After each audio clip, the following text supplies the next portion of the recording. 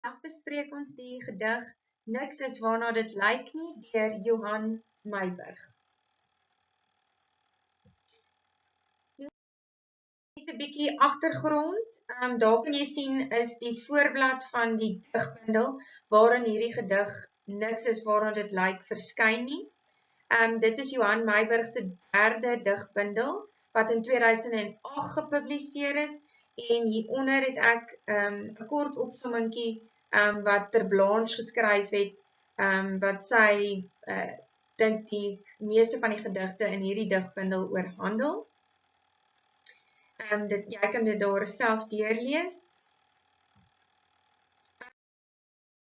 Die twee hoofvrae wat ons moet beantwoord wanneer ons na hierdie gedigte kyk is, wat die digter aan ons as leser wil oordra en hoe weet die leser wat die boodskap is. En die leser gaan dan kyk, ons as leser gaan dan kyk en die gedig ontleed deur gebruik te maak van die literêre kenmerke van poesie.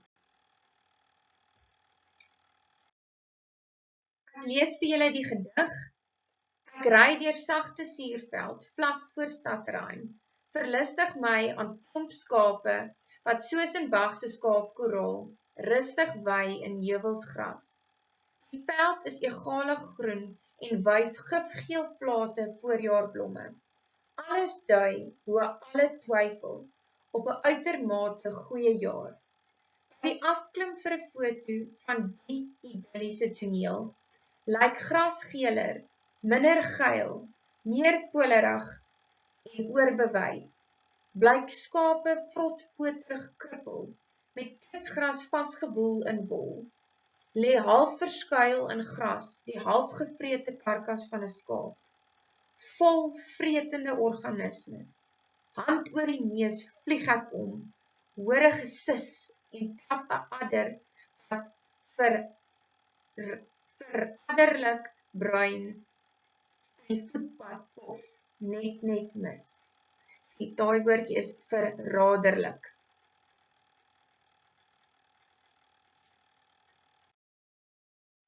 Stadruim, hierdie persoon ry natuurlik deur met sy kar deur Stadruim se suurvelde en dit is 'n klein dorpie in die Oos-Kaap, baie naby aan Oos-London.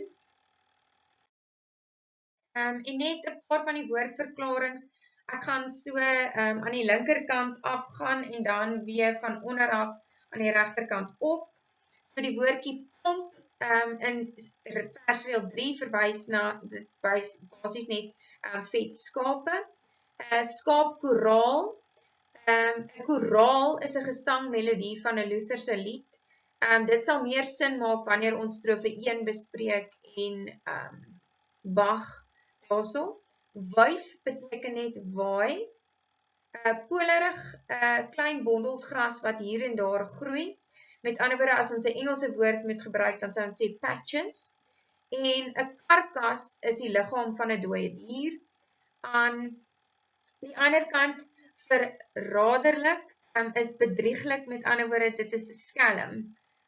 As ons dit in eenvoudig Afrikaans kan sit. Geil, daarso beteken baie vrugbaar of welig. Idillies is die ideale of 'n perfekte beeld van iets. En egalig beteken gelyk, dit is oral dieselfde en verlustig, 'n sinoniem vir daardie woord is geniet. Die uiterlike bou van die gedig is heel eenvoudig. Dit bestaan uit 5 strofes wat elkeen 4 versreëls het. So, en 'n strofe met 4 versreëls noem ons 'n kwatryn. Al 5 kwatryne hierso soos aangedui daarso met die lettertjies aan die einde wat met 'n glimpen in geel gemerk is wys jou dat dit gebroke rym is met al 5 daai strofes. En die funksie hiervan sluit aan by die idilliese prentjie wat nie so mooi is nie. Dis eintlik maar 'n gebroke prentjie as ons baie nader gaan kyk. Nou versdeel 1 tot 10 net vir 'n bietjie agtergrond gou. Versdeel 1 tot 10 skep 'n baie mooi prentjie hierso van 'n idilliese landskap en versdeel 11 tot 20 dan wys vir ons hierdie gebroke landskap eintlik. En jy sal sien daarso reël 4 loop oor na reël 5, reël 8 oor na reël 9, reël 12 oor na reël 13 en reël 16 oor na reël 17 en dit dui weer eens aan dat daar 'n enjambement is hierso en die funksie hiervan is die beweging, dit dui daai beweging aan van die persoon wat in hulle kar besig is om te ry deur die suurveld. Die titel, niks is waarna dit lyk nie, sê al klaar vir jou basies wat die inhoud van die gedig is en dit stel voor dat iets in die slot gaan gebeur. Nou, die tema moontlik is in die titel gevind en basies wees versigtig vir die sigwaarde van iets, want dit is nie altyd hoe dit gaan wees nie.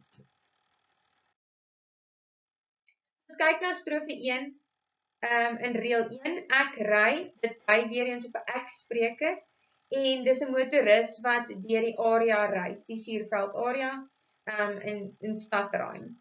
Nou, daarso in reël 1 het jy sagte suurveld, die tipe klankeffek wat dit is natuurlik alliterasie, en die funksie hiervan is om 'n rustige atmosfeer te skep.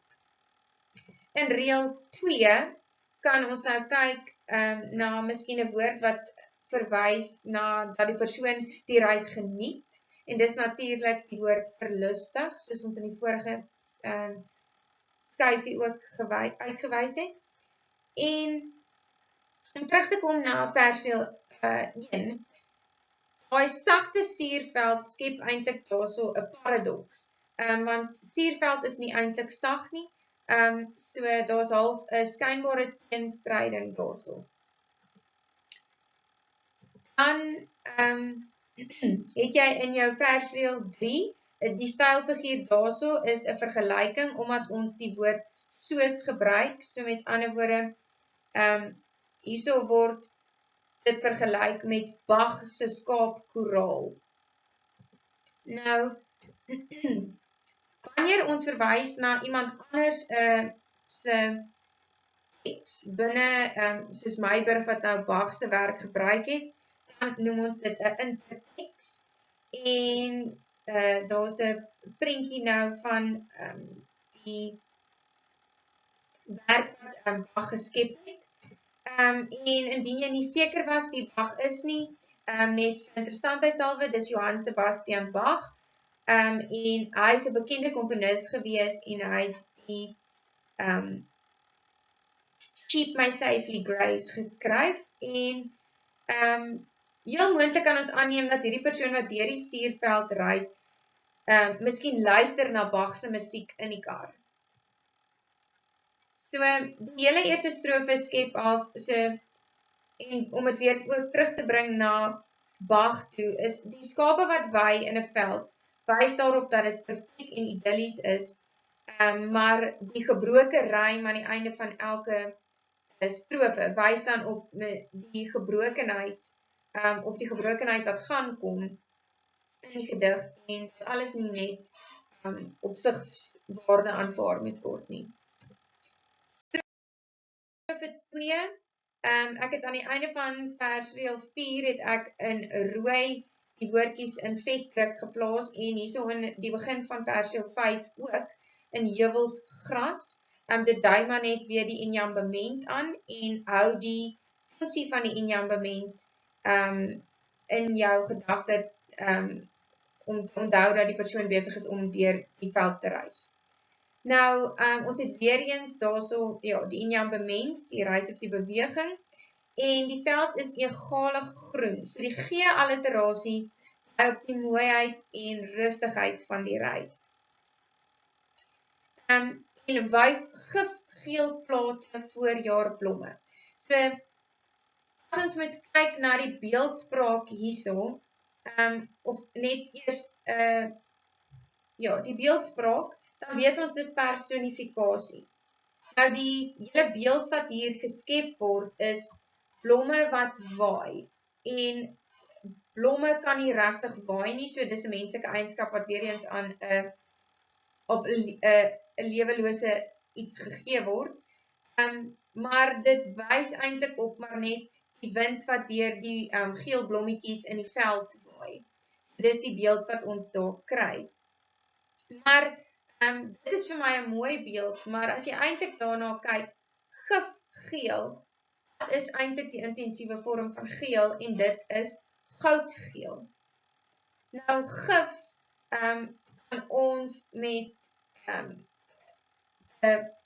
in iets negatief vergelyk, want dit is iets wat, gif is nie 'n goeie ding wat jy byvoorbeeld vir rotte gaan ingee nie, hulle gaan doodgaan as hulle gif eet. So, daar's 'n negatiewe konnotasie hierso en dit dui al klaar op iets wat nie reg is nie. So hierso is half die eerste teken van iets wat sleg is. Bo alle twyfel daarso in reël 8 beteken maar net beslis sonder om te twyfel. So alles wat hulle nou sien in strofe 1 en strofe 2, sonder twyfel wys op 'n uitermate, en ek gaan oor na strofe 3, goeie jaar. Met ander woorde, onthou weer eens die enjambement se funksie, en met daai baie goeie jaar, beteken dit daar was baie goeie reën, dit lyk van ver af asof daar baie goeie reën was, die skape is lekker vet, die veld lyk goed en gesond. Maar dan kom ons nou hierso by die wending. Daar's 'n wending ook half van die persoon stop nou langs die pad om 'n foto te neem van die toneel, van die idilliese toneel. So met ander woorde, die akiet beklemtoon dat dit hierdie toneel is, wat hy nou buite om hom sien. Alles lyk baie mooi, maar nou as jy oorgaan na versdeel 11 toe, hier kom jou eintlik 'n wending in, want nou lys ons al die goed wat eintlik fout is met hierdie landskap en beeld waarna ons kyk. Alles lyk baie mooi, maar daar is iets hier fout. En die eerste probleem wat ons hierso het, is die gras is geeler. Nou gras wat geeler is nie noodwendig mooi groen nie. So, dit is nie mooi groen nie. En dit wys ook op dat dit bietjie droër is. Minder geil, met ander woorde minder vrugbaar. Also weer het jy gee alliterasie beklemtoon hoe geel die veld is. En daarso sal jy ook sien in die prentjies so wat ons het. Die pollerige, laat ons net gou ene teruggaan. Maar in elk geval, hier kan jy sien in die patches, soos mens kan sê in Engels, stukkies gras wat groei. Dit is nie meer so mooi nie. En die skape is nou eintlik die volgende ding wat fout is daarso, is dat die skape het nou vrot pootjie, en dit is 'n siekte wat pote van skape voorkom, en dit veroorsaak dan dat hulle krippel of mank loop. En daar's ook fout met die skape, want daar's nog grassade daar in reël 14 wat vassit in hulle wol. En soos hierdie persoon loop, sien hulle hier verskuil, met ander woorde weggesteek in die gras, is 'n halfgevrete karkas van 'n skaap. Okay, so in die mooi prentjie wat hulle van ver af sien hulle nou al hierdie dinge, as ek in die Engelse woord kan gebruik, close up. So met ander woorde, die gras is geeler, die skape is nie so gesond nie, daar's 'n dooie karkas daar, en also, die karkas is vol vretende organismes. En hierdie persoon is nog besig om te probeer kyk en hand oor die neus beteken dan nou eintlik die skaap stink verskriklik. Gryp die persoon na hulle neus en maak dit toe sodat hulle nie die slegte reuk van die skaap hoef te kry nie. En om suggereer dat dit 'n baie vinnige aksie is. So die persoon is besig om vinnig om te beweeg weg van hierdie karkas af. En soos hulle omdraai en wegbeweeg, is daar die gesis. Nou daai S-alliterasie en die klank wat dit skep, so ons kan weer eens sê, dis klank na bootsing, herinner ons aan die geluid wat 'n slang maak, want slang sis, maak daai tipe geluid. En dan in reël 19 sal jy sien, dit sê, en trap 'n adder wat vir raderlik brein in die voetpad pof, net mis. So, hierso vir raderlik, met ander woorde, verwys maar basies net dat die slang gekamoufleer is in die gras. En onthou, dit kan moontlik wys op 'n pofadder, wat ons kan daai woordjie pof van dit aflei, en dis gewoonlik 'n bruinerige slang, en onthou die gras is nou geeler. So, dadelik, daai verwysing na adder, daarso, is 'n simbool van die bose. Met ander woorde, weer eens nog 'n slegte ding, wat half verskuil is in die voetpad. En die persoon trap hierdie slang net mis. So die persoon is baie gelukkig om die slang net mis te trap. En weer eens hierso sien ons in reël 11 tot en met reël 20 al die dinge wat sleg en verkeerd gaan, en dat hierdie persoon nie net alles moet aanvaar soos dit is nie, die sigwaarde van dit van ver af nie. Ja. Dan om die twee hoofvrae wat ons in gedagte moet hou, weer eens vir ons ontleding, as ons weer daarna kyk, nadat ons nou hierdie gedig bespreek het, is, wat wil die skrywer of digter aan die leser oordra? En dit is heel duidelik dat ons kan sien, dat die digter aan ons wil oordra, dat ons nie alles, en dit wys ook weer eens na die tema, dat ons nie alles net op sigwaarde moet aanvaar nie. Ons moet miskien 'n bietjie verder kyk, miskien 'n bietjie meer in diepte kyk na goed, en eers die slegte goed raak sien, voordat ons net dinge aanvaar soos dit is. En dit is baie duidelik dat ons gekyk het deur die alliterasie en die beeldspraak wat gebruik is, die klanknabootsing ensovoorts, en die mooi personifikasie wat in die gedig gebruik word, kan ons aflei wat die persoon, die digter aan ons wil oordra. Net weer eens om op te som die tema van hierdie gedig. Nou, daar is 'n verskil vir my tussen tema en die boodskap, en die tema soos die algemene boodskap wat die gedig aan ons wil oordra is, wees versigtig vir die sigwaarde van iets. Dit lyk hoe dit lyk, want dit is nie altyd wat jy dink dit is nie. Nou, as jy kyk na die boodskap, met ander woorde, wat beteken dit vir jou persoonlik? En hierby kan jy byvoorbeeld ook die gesegde bysit van, kyk eers die appel uit die, of kyk eers die kat uit die boom uit. En met ander woorde, moenie net goed aanvaar hoe dit is nie. En hoe gaan jy dit van toepassing maak op jou lewe? Weer eens is hoe die wêreld daar buite, om te skakel met die bundel as 'n geheel, is dit weer eens hierdie mooi toneel wat ook weer deur die persoon gewaar word, en dan is dit nie altyd so mooi nie. Die wêreld is nie altyd so mooi nie. So ons moet net onthou om nie alles op sigwaarde te aanvaar nie. En dit is die gedig Niks is waarna dit lyk nie, deur Johan Meiburg.